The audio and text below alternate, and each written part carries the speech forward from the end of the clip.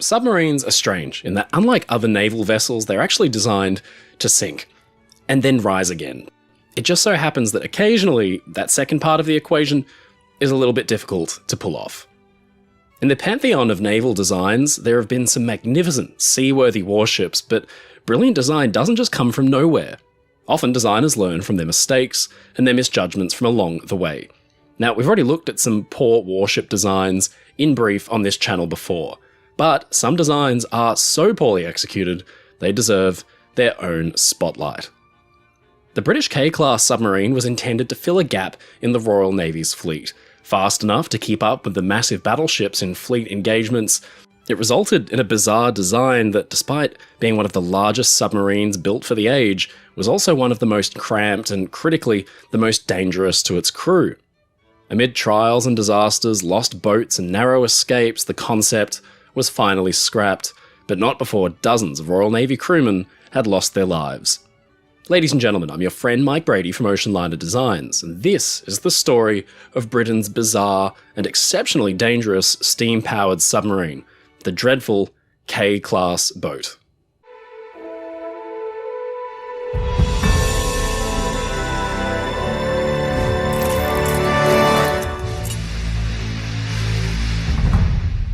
Our story begins just before the outbreak of the First World War in the early 1910s, where, in Britain's Admiralty, some interesting things were happening. See, back then, there had been a massive technological surge with new designs and technologies being introduced all the time. It was difficult for regulation and conventional guidance to keep up. For centuries, the most advanced warships at sea had been sail-powered and oak-hulled line-of-battle ships like HMS Victory, but the Industrial Revolution and the introduction of iron and then steel-hulled ships powered by steam engines changed everything. Then came torpedo boats as steam engine technology improved, the slower, clunkier expansion engines being largely supplanted by immensely powerful steam turbines, which could drive ships up to previously unthought-of speeds. Within just a short few decades, Britain's warships had changed from awkward, half-sailing ships to fully-fledged, steel-hulled battleships like HMS Dreadnought, fielding monstrous guns and capable of cracking top speeds. Now, that wasn't all. The submarine had been a figment of science fiction not long before, but by the late 19th and early 20th century, it was a fully realised bit of military tech. Battery and then diesel engine technology improved more and more. It meant that subs could go along on the surface with their diesel engines thumping ahead, while below they could use their electric motors, which were quieter and crucially wouldn't create any kind of dangerous fumes. Now, this age of technological leapfrog, the stage was set for a showdown of international and epic proportions, because of course, Britain wasn't just the only nation doing it. America, France, Italy, and especially Germany began to pump funds into their navies as well in the battle for international glory. And for Britain, Germany was the biggest concern. The closest thing in more recent years would be probably the USA and USSR's space race, a lasting and bitter rivalry like that.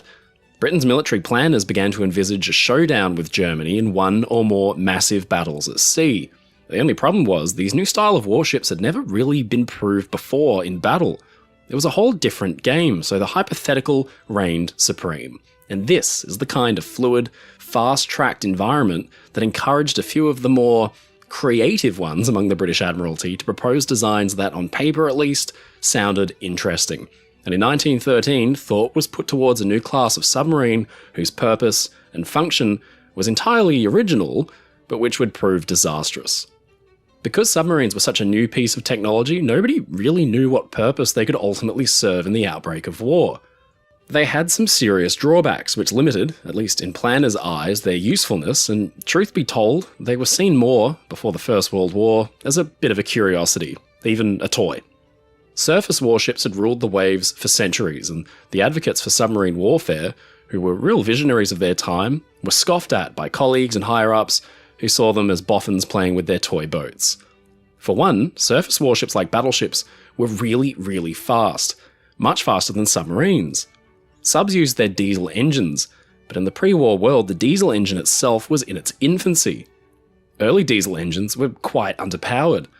The reason that diesels actually had to be used in the first place were twofold. First, diesels burn their own fuel oil, which is injected right into the engine, and doesn't need massive boilers like steam engines do. This means the inside of the submarine, already cramped because of the necessary pressure-bearing form of the hull, isn't taken up by a massive steam power plant, especially those boilers. They just wouldn't really fit. Secondly, coal and steam are dirty, and in confined spaces like a submarine, extremely hazardous. In big ships of the age, like Titanic, massive ventilators were placed all along the upper decks to get as much fresh air below as possible. Without it, the boiler rooms would become uninhabitable, and the stokers and engineers would suffocate in 70-degree air and choke in coal dust. How would that arrangement work in a submarine, which is a confined space where holes for ventilation cannot really exist without seriously hampering the sub's ability to dive? This is, by the way, what we in the industry call foreshadowing. The short of it is that submarines were slow on the surface, able to achieve just about 15 knots at most. Now, that isn't that sluggish, given that at the time, most big merchant ships chugged along at about 12 knots. It meant that well-positioned submarines could engage enemy shipping by cutting them off on the surface before diving to attack. Below the surface, the submarine's electric motors pushed the subs along at speeds that were much slower, about 9 knots, not fast enough to catch up to any real enemy ship unless they were crippled in the water already.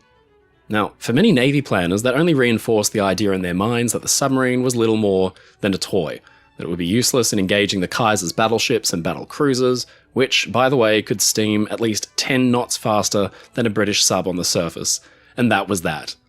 But then, there came some alarming news from Europe. In 1913, someone, somewhere, had leaked intelligence that said Germany was preparing a new class of submarines that would overcome all of these issues, that the new German boats would be able to keep up to the pace and steam over 20 knots. They could maintain pace with battleships and destroyers. Now this changed the game, because it meant that the new German submarines, if introduced, could sail alongside larger fleets of battleships and cruisers, keeping up the pace until the enemy fleet was spotted, and then they could dive and hunt freely from below the surface, at the vanguard of the action, and sink capital warships left and right, cutting off retreat and routes of escape. It was a terrifying thought. It's just a shame for the British Admiralty that these reports were incorrect. Now, even if the German boats didn't actually exist, it really seemed a possibility at the time. Germany's submarines were well developed because, unlike the British Admiralty, German naval planners took them a little more seriously, and the diesel engine had been refined by German manufacturers to a higher standard than Britain's. The response was swift, frantic even. Britain needed its own fast submarines. The challenge had been issued, and a design specification was put forward. At the time, the most advanced British submarine was the E-class boat. It was about 180 feet, or 55 metres long, and of around 660 gross tons displacement on the surface. The cylindrical pressure hull could fit 30 crewmen in cramped but relatively cosy conditions. They were powered by two 800 horsepower Vickers diesel engines above the water, and those boats could dive and then switch over to a pair of electric motors which are outputting around 600 to 840 horsepower. It meant the E-boats had a top speed of 15 knots at the surface and about 9 or 10 knots below.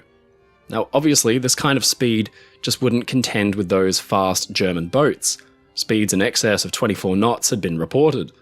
Way more speed would need to be squeezed out of these submarines if Britain was ever going to keep up. The boats would need to be big.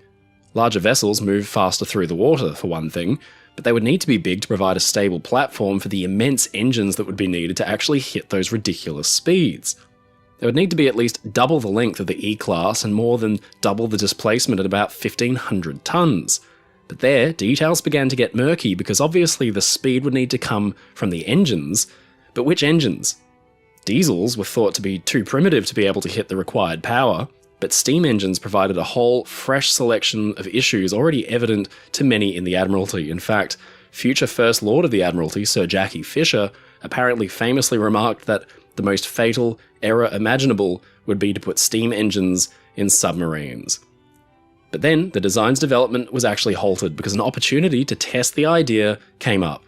A different proposal had been made for a submarine capable of international and long-ranging service, capable of speeds of around 20 knots on the surface. So, for this design, two prototypes would be built to test the two different options. HMS Nautilus, with the more powerful diesels, in a showdown against HMS Swordfish and her turbine steam engines. The proposed high-speed submarine's future would depend on this test. And the only reason steam turbines had become a viable option in the first place by that point was because they could, by 1913, burn fuel oil instead of coal, which vastly reduced the amount of dust and misery that the crew would need to endure. Vickers Shipbuilding at Barrow-in-Furness, England had basically held the monopoly on building submarines and their diesels for the Royal Navy. They would build the diesel-powered Nautilus, but in a stroke of healthy competition, encouraged by the head of submarine service, Commodore Roger Keyes, the second design, powered by steam turbines, HMS Swordfish, would be built in Scotland. They would both need to be quite big, well over 200 feet, around 1,000 to 1,400 tons. Now, work had got underway in 1912, and the proponents of the fast fleet submarine design would be watching closely. Already there were doubts that the diesel engines could do the job, and we already know that there were reservations about using steam engines. In the end, the test would never be conducted as intended because the war rudely interrupted proceedings in 1914, as Nautilus was sitting at the fitting out wharf and Swordfish was still under construction on the slipway. Now, what happened next shocked a lot of the Admiralty's submarine naysayers. Suddenly, German U-boats began to do devastating work on British ships.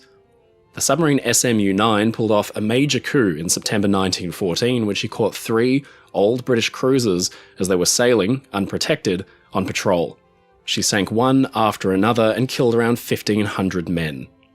SMU-35 alone would go on to sink 220 Allied merchant ships during the war for a total tonnage of over 500,000 tons. Now suddenly, the submarine didn't seem like much of a toy anymore, and the Admiralty took their own subs very seriously indeed. German U-boats were quite quick on the surface with their powerful, advanced diesel engines able to achieve close to 17 knots. They were bigger too than their British rivals, and improved design was needed and fast.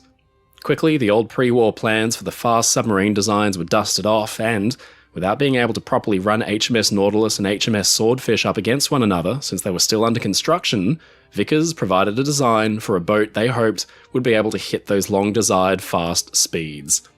Vickers simply designed a bigger submarine than they'd used before and fitted their biggest diesels possible. Massive 12-cylinder units capable of outputting 1,200 horsepower each.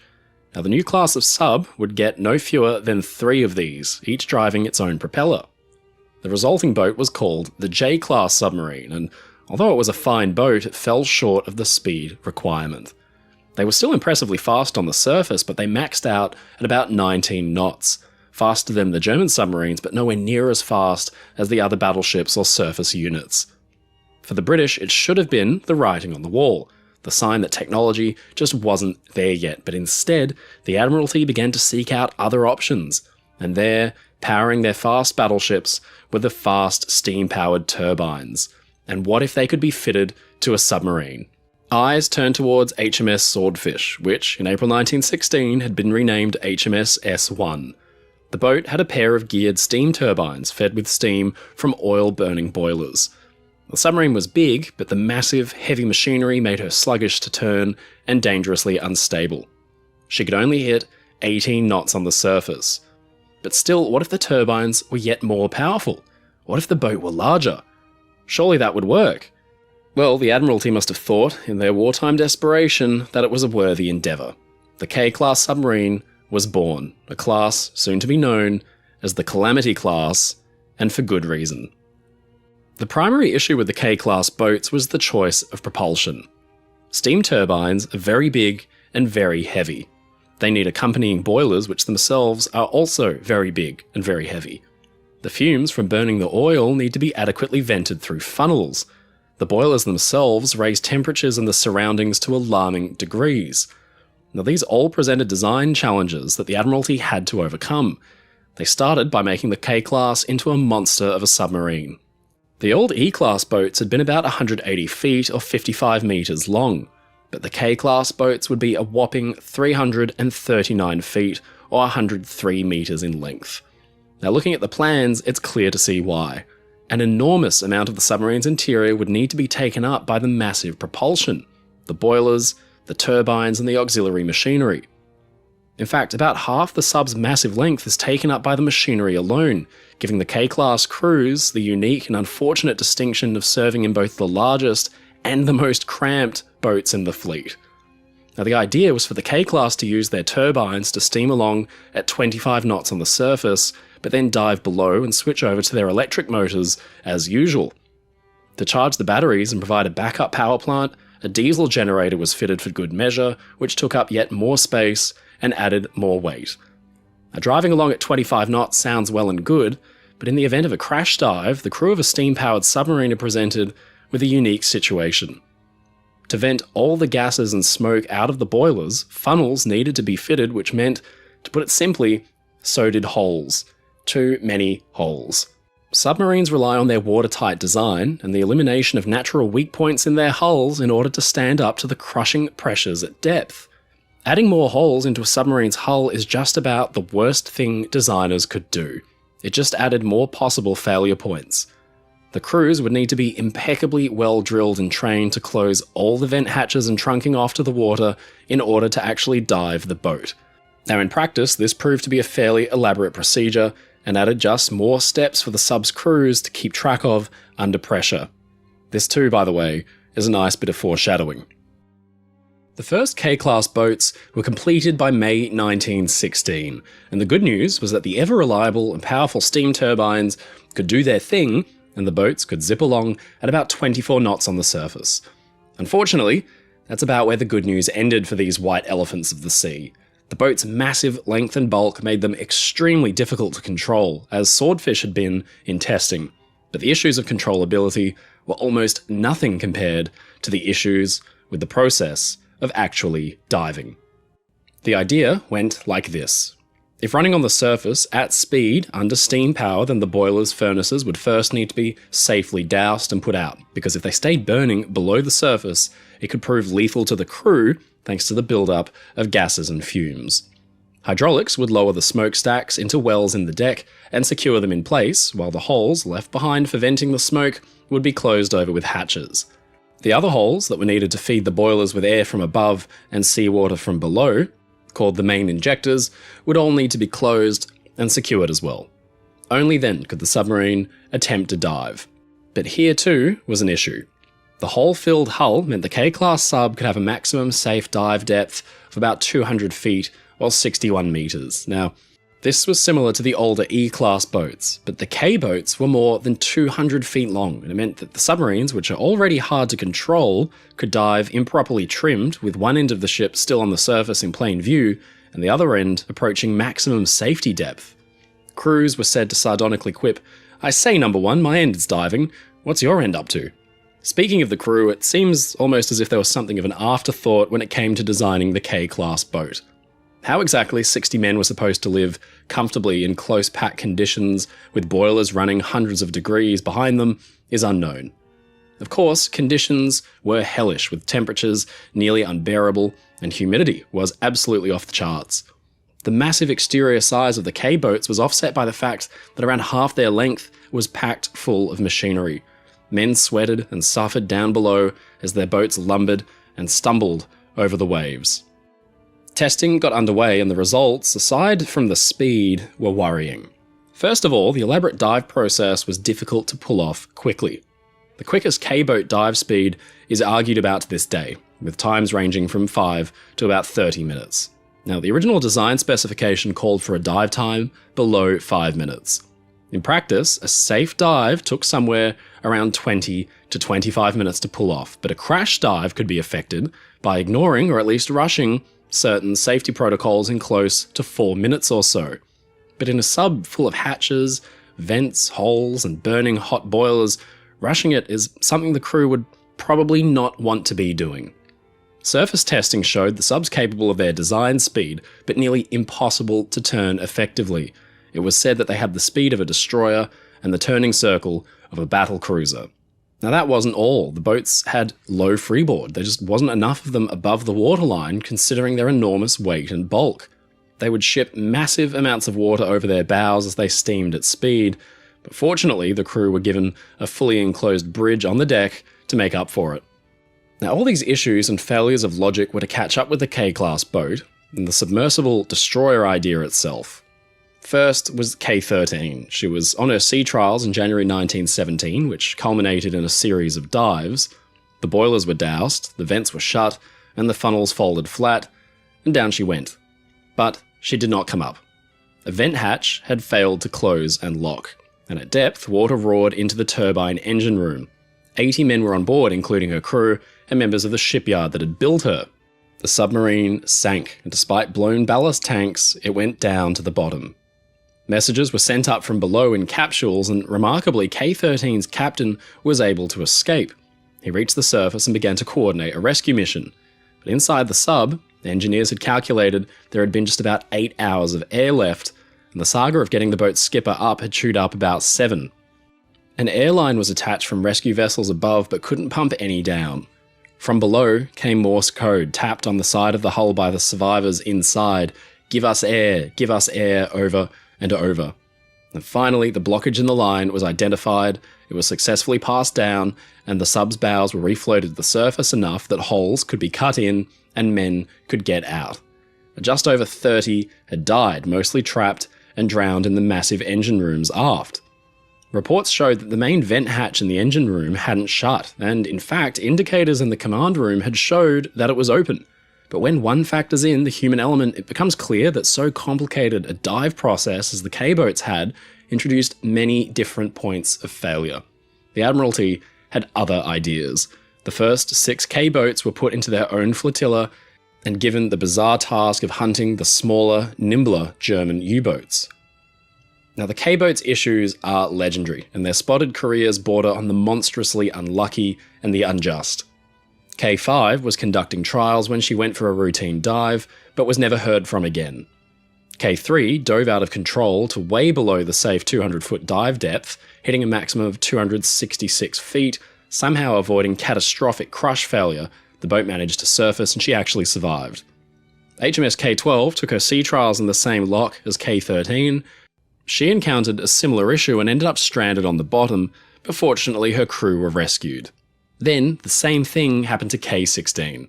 Morale in the submarine flotilla plummeted during the First World War. As if conditions weren't already bad enough, word had got around that a new bulbous bow was to be installed on the remaining K-class boats, indicating to the crews that the Admiralty thought them incapable of adequate seakeeping. The problems of containing hot steam and boilers within a submarine hull were tragically demonstrated when K-26's steam lines failed and scalded 2 stokers to death with superheated steam. Men who volunteered for service in submarines and were assigned to the K-class boats began to refer to themselves as the Suicide Club. The K-class boats' ungainly bulk earned them a reputation for terrible, terrible handling as crews of other vessels watched them bumble about.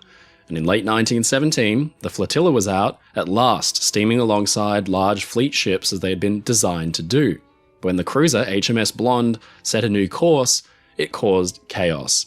The K-boats altered their courses too, but their awful manoeuvrability in the close confines caused a fender bender, and K4 slammed straight into K1. In January 1918, though, the K-boats suffered their most infamous incident. The entire Grand Fleet was to undertake exercises off the Orkney Islands. The K-boats had been split into 2 flotillas, the 12th and ominously the 13th, and they set off, each led by a lead vessel. For the 12th, the cruiser HMS Fearless, and for the 13th, the destroyer HMS Ethereal. Passing the Isle of May at the mouth of the Firth, things began to go horribly wrong. Lights were spotted by the 13th flotilla ahead, and the vessels changed course to avoid them. They were probably fishing trawlers or other small merchant vessels, but in typical K-boat fashion, K14's rudder jammed, and she swerved off into the night and out of line. K22 behind her had lost sight of her flotilla mate, when to their horror, the submarine was spotted dead ahead across their bows. Now K22 cut straight into K14, and they stuck fast. The massive battle cruisers from the fleet swept past, and one gave K22 a good tap as she went by, causing serious damage and more flooding. Now the submarines were floating dead still in the water, incapable of moving and not sinking, thanks to their watertight doors. The 13th flotilla received word of the collision and turned back to help their comrades. HMS Ethereal and the other K-boats fully illuminated to prevent a collision from turning and running back through the main fleet while heading back to K22 and K14. But suddenly, out of the mist appeared the 12th flotilla, with HMS Fearless at the lead, and the result was catastrophic. Fearless smashed through K17 and cut her nearly in half and left her sinking, while K6 smashed into K4, and the two were locked together and began to sink. Now, all the other boats twisted and turned to try avoiding one another, creating a scene of absolute utter confusion. Dozens and dozens of men were left in the water, and then the unthinkable happened. The 5th Battle Squadron, 3 dreadnoughts and their escorting destroyers came barging through at near full speed. The men in the water were run down and killed by the score. Nobody from K4 survived, and 48 from K17 died as well. In the end, around 105 men lost their lives, 3 K-boats were badly damaged, and 2 were sunk outright without ever having encountered the enemy. But the tragedy came to be sardonically referred to as the Battle of May Island. Now, it should have been the end for the K-class as a concept, but remarkably they were kept on until well after the war had ended. In May 1918, K-15 took a huge sea in through her funnels, which extinguished the boiler furnaces, leaving her powerless and with a flooding engine room. The stern sank, but the bow was left with just enough buoyancy to float above the waterline, thanks to her fast-acting crew. The ballast tanks had their valves jammed, and it took 8 harrowing hours for the boat to be properly refloated. Now, this speaks nothing of the many collisions and near accidents throughout the boat's careers. It seems like even despite the design issues and faults, the boats were just haunted by some kind of curse. K7 had finally got a clean shot at an enemy submarine on the surface. A spread of torpedoes saw one hit the German boat fair and square on the conning tower, but it failed to detonate. Despite the class's many failings, it has to be pointed out that the men that actually crewed and operated them worked like lions to make the submarines work at all, and they're deserving of every praise. In the end, the concept of a fast, fleet-action submarine fielding steam turbines was soundly and decisively disproven. Ironically today, modern nuclear submarines are equipped with reactors that are essentially a refinement of steam propulsion in a way, but unlike those hungry boiler-powered K-class boats, they don't need the huge amounts of ventilation and extraction, and they certainly don't need any funnels. Between 1921 and 1926, the K-boats were scrapped, with a couple of incomplete hulls used to create a new diesel-powered boat called the M-class. In the 1920s, a fleet submarine capable of quick speeds was designed and could hit 22 knots thanks to advances in diesel engine propulsion. The story of the K-class submarine is like that of Icarus, the Admiralty aiming for new and exceptional technological heights, only for them to be reminded of the lethal consequences of overreaching. After all that, it's still difficult somehow to look back on planners and designers from back then with too much of a judgmental eye, considering that so much of this technology had been untested and it was in its infancy at the time. But even so, Lord Jackie Fisher had known it way back in 1913 when he had said that the most fatal error imaginable would be to put steam engines in a submarine, and he was proven, tragically, correct. This is the German submarine U-843, and if she's looking a little worse for wear, that's because by the time this reel of film was shot, she'd actually been underwater for over a decade. U-boats, they were the most feared nautical hunters of both world wars, silent, ferocious. Winston Churchill famously said that the only thing that really frightened him during the Second World War was the U-boat peril. Early on, they had sunk thousands of tons of shipping, but then, as time went on and the technological tide turned against the U-boats, they were hunted down and sunk in droves. Decades later, some long-lost U-boats were recovered from where they'd lain on the seabed and boarded again, even by some of their old crew. These are the true stories of 3 recovered, long-lost German U-boats. The First World War. The world's navies filled massive battleships designed to lob devastating salvos at one another like prize fighters. It's probably the first mental image that comes to mind when you even think about the word navy, but a furious war was being fought beneath the ocean as much as on top of it, because below the surface, hunters stalked their prey and exacted a terrible toll. The submarine had been a 19th century invention that by about 1914 was refined enough that most of the world's major navies had put it into use. It was the German Navy which had deployed the submarine most successfully. In typical German fashion, they received a stark, to-the-point name, Unterseeboot, literally under-ocean boat, or submarine, and the U-boat was born. They hunted alone or in packs, operating mostly on the surface until a target was sighted, and they would dive, carefully aligning their torpedoes and delivering a devastating payload. In the course of the First World War, some 6,000 Allied ships were sunk, totaling 14,200,000 tons of shipping. The U-boats dominated the waves, But in 1917, finally, the tide began to turn when the Allies began to change their tactics and engage submarines that dared to attack escorted convoys. U-boat losses began to mount. 375 were built, and in the end, 178 were lost in action. Because so many had been built, some ended up in weird and wonderful places. The U-118 was being towed after surrender when she broke her lines and washed ashore at Hastings in Sussex, providing beachgoers with what can only be described as an extraordinary view. But still, there were more incredible sights as U-boats, which had actually been sunk with their crews on board, were raised and recovered. One of these was the UB-1110, possibly the last U-boat to be sunk in the First World War.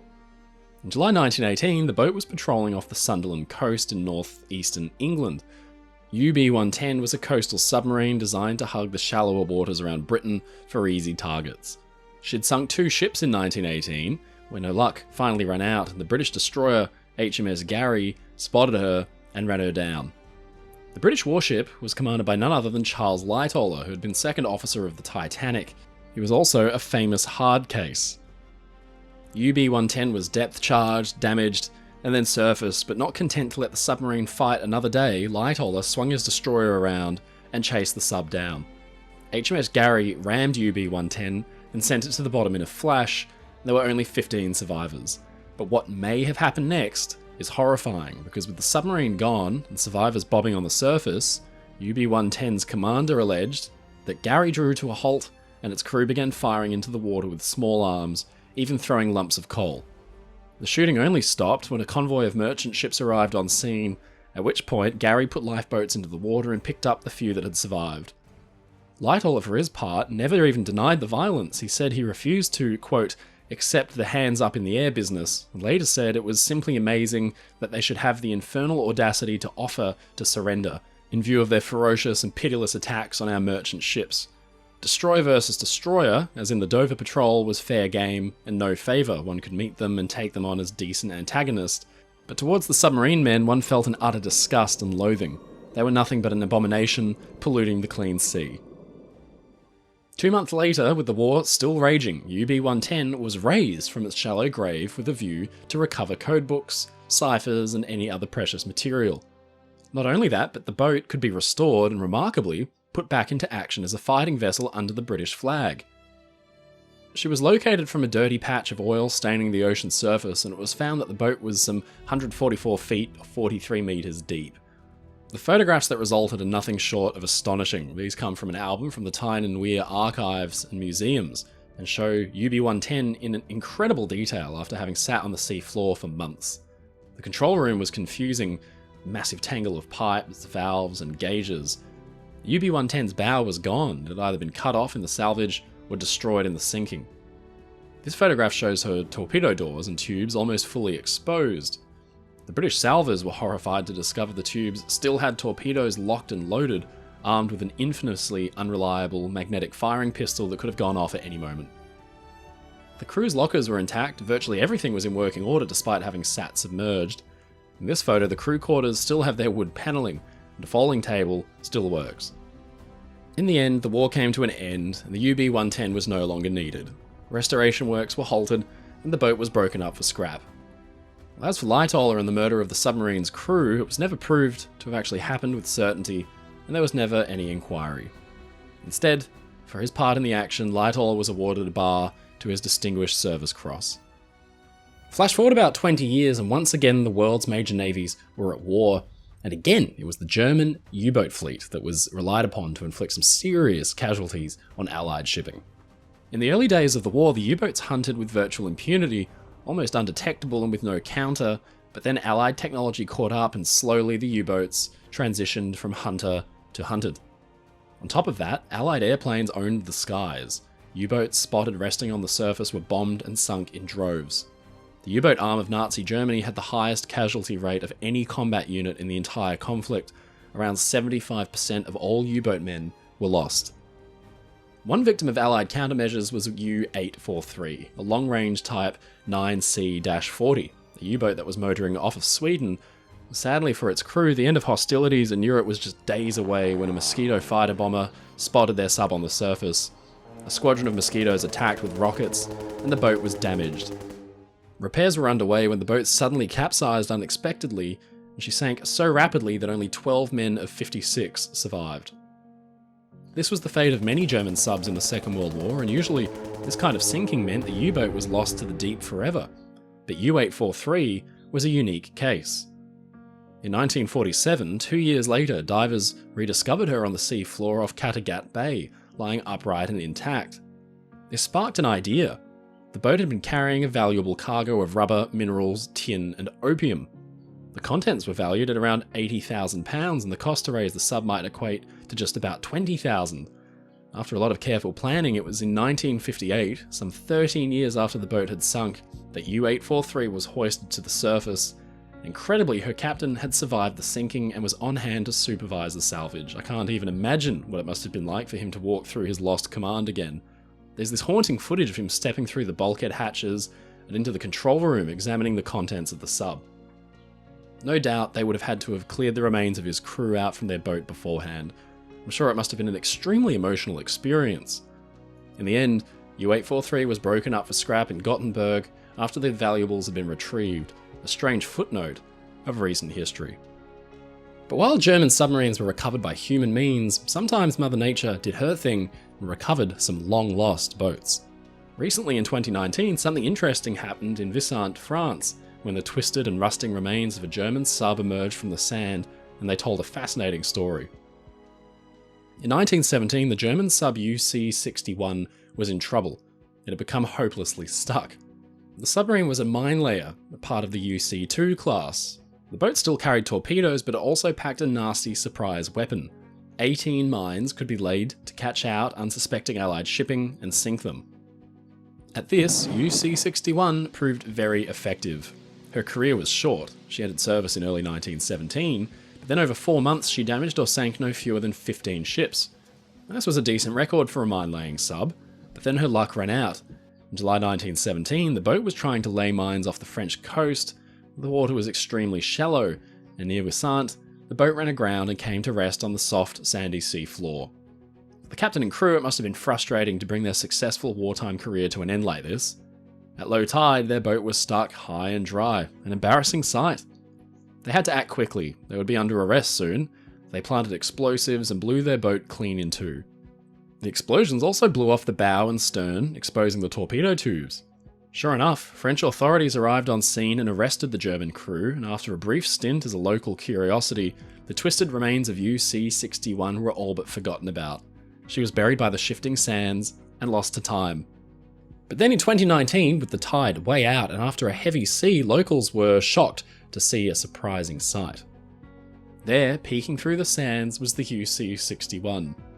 The years had not been too kind. In fact, little of the boat remains recognisable. You can make out the outline of the pressure hull, which would have kept the crew safe from the crushing pressures of the ocean, and a general rounded hull shape. Locals say the submarine is visible every 2 or 3 years or so as the sea washes the dunes away. It's amazing to think the submarine was just left behind and sat there for over 100 years, but can still be visited today. It makes UC-61 a unique sight because most other U-boats were lost at sea, and unlike the U-843, they would never be seen again. Across the globe today, hundreds and hundreds of German U-boats still litter the sea floor, most of them containing the remains of their crews. They are war graves and are mostly left alone, but if you're interested to see an intact German submarine, there are still a couple left, probably the most famous being the Type 9 submarine U-505 in Chicago, USA, which is apparently well worth a visit. Maybe I'll go someday. In the Second World War, German U-boats hunted Allied shipping with ruthless efficiency, claiming thousands of victims and threatening Britain's sea lanes. German submarine captains racked up impressive kill tallies. In fact, if I were to ask you what the most successful submarine of all time was, then you might think it had come from that war, World War II. But, incredibly, you'd actually have to cast the history books back nearly 20 years prior to the First World War, when the SM U-35 somehow defied the odds and overcame technological limitations of the time to become the most deadly undersea hunter of all time. The submarine would go on to sink a devastating amount of Allied shipping, equating to nearly 500,000 gross registered tons. And this is the insane true story of the SMU-35, the most successful submarine of all time. The submarine was, at the start of the First World War, as yet unproven. Many in the British Admiralty considered it to be little more than a toy, but it was the German Imperial Navy that had taken a much more active role in developing the submarine into a fearsome fighting weapon. The German subs, called U-boats, from the German word Unterseeboot, emerged in the early 1900s and were refined with each subsequent class. In 1912, enough lessons had been learnt to begin production of a particularly efficient class of sub called the U-31 class. Now these things were for their day absolutely cutting edge. U-31 and her sisters were fairly long, at around 212 feet or 65 metres, with space inside enough for 35 men. On the surface, the boats were powered by 6-cylinder 2-stroke diesel engines, giving them 3,700 horsepower total. Now back then, diesel technology was really just in its infancy. The engines gave the boats a fairly modest top speed of about 16 knots on the surface. Below the waterline though, the diesels were disengaged, and the screws were driven by electric motors. Now this silent setup could drive the sub forward at just over 9 knots. Not fast enough to catch up to or overtake enemy vessels, but fast enough that repositioning could be done for a better attack. The boats were actually designed to operate mainly on the surface, diving only after the enemy had been sighted. At the start of the war, the U-boats operated according to the so-called cruiser rules, intercepting Allied ships, ordering them to surrender, and only then engaging and sinking them. The Germans were dismayed to discover, though, that the British and Allied ships, instead of surrendering, began to attack the surface submarines, with some even veering off to ram and sink them. It changed German doctrine and the way submarines were used forever. Now there would be no warning before the deadly blow was struck. The U-boat's primary weapon was the torpedo, then over 6 meters or 263 inches long, packing a massive 353-pound, 160-kilogram hexanite explosive warhead. Now, they were driven at speed by piston engines, turned with compressed air mixed with kerosene vapor, which would ignite, expanding the air to provide more power and driving a single propeller. Now, the Kaiser's U-boat fleet was very well trained, and they were keen to show what they could do at the outbreak of the war. Unfortunately for the British, one of those submarines would prove to be very, very good at hunting indeed. U-35 was sister boat to the U-31, and from the outside, there was nothing out of the ordinary about her. Her design was not revolutionary. She didn't push the technological boundaries or anything like that, and there was nothing to suggest that this modest U-boat would go on to become the deadliest submarine of all time. Her first skipper was Captain Waldemar Kopphamel, a capable German Navy veteran who led U-35 on her first successful patrols. After initial reconnaissance work, U-35 was let loose to do as much damage as she could, and those early days were highly lucrative for the boat. For the first year or so of the war, she sank no less than 38 ships, nearly all of them British and French transports. Her final kill in this period was a ship of some notoriety. Back in 1912, the liner RMS Titanic had sunk after striking an iceberg, and famously, a mystery ship could just be seen off in the near distance which never seemed to respond to distress calls or rockets. That ship was called SS Californian, and her crew were horrified to discover the next morning that Titanic had sunk, and that the strange sights they'd seen had actually been the Titanic going under. In late 1915, it was Californian's turn, when she had been damaged by a torpedo hit from U-34. Under tow by a French vessel, U-35 struck the final killing blow, and Californian, the unlucky villain of the Titanic story, was sunk. By that point in 1915, the war had been going very well indeed for U-35, but something was about to happen that would blast her kill count into the stratosphere. Captain Kopphamel was transferred, and down the conning tower hatch for the first time strode Captain Lothar von Arnaud de la Perrière in his place. De la Perrière was a Prussian aristocrat of French-German ancestry who'd served in battleships, cruisers, and then as an adjutant at the war's outbreak. He then had a quick stint in the Zeppelin service before bizarrely transferring to the U-boat arm, which is about as far away from airships as one can get. And it was here that de la Perrière would find his true calling. In January 1916, U-35 began to take a deadly toll on British and Allied shipping. Working her way through the Mediterranean, U-35 would engage enemy ships according to the old prize rules, de la Perriere himself explained when he said, "We stopped the vessels, the crews boarded the lifeboats, we inspected the ship's documents, told the crews how they could reach the next port, and then sank the stopped prize." It meant that U-35 achieved most of her kills not with torpedoes, but with her single deck gun. Now, most of U-35's victims at this time were cargo ships, less than about 5,000 tons, but a few notable exceptions stand out. In February 1916, she encountered and sank the beautiful old French ocean liner La Provence, and then, in October, the troop ship and former liner Gaulier. Gaulier had been another French liner operated by the same company as La Provence, the Compagnie Générale Transatlantique, or CGT. At this time, de la Perriere did not play by the old prize rules. Instead, he torpedoed Gaulier, but then looked on in horror as ammunition deep in the ship's holds detonated. The ocean liner sank in just 15 minutes with more than 1,000 victims. As the war dragged on, U-35 sank ship after ship after ship. A glimpse inside her logbook reveals dozens and dozens of ships' names. In April 1917 alone, for example, U-35 sank the ships Ardask, Marguerite, Parkgate, Maplewood, Miss Morris, India, Giuseppe Acame, Odysseus, Stromboli, Patagoniae, Penagi, Drakatos, Brisbane River, Corfu, Fernmore, Trekiev, Sowell, Liso Castle, Lowdale, Nentmore, Bandiera e Moro, Bien Prof Luigi, Nordson, Travore, Wilhelm Krag, and Triana. Then, one day, the familiar shape of a four-funneled ocean liner came into view in the boat's crosshairs.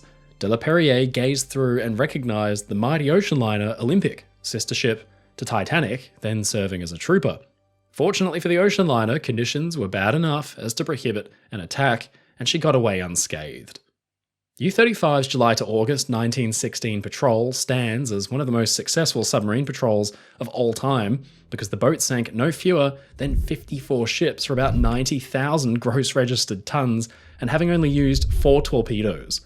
Now for this, de la Perriere was awarded one of Germany's highest military honours, the Pour le Mérite Medal, also known as the Blue Max.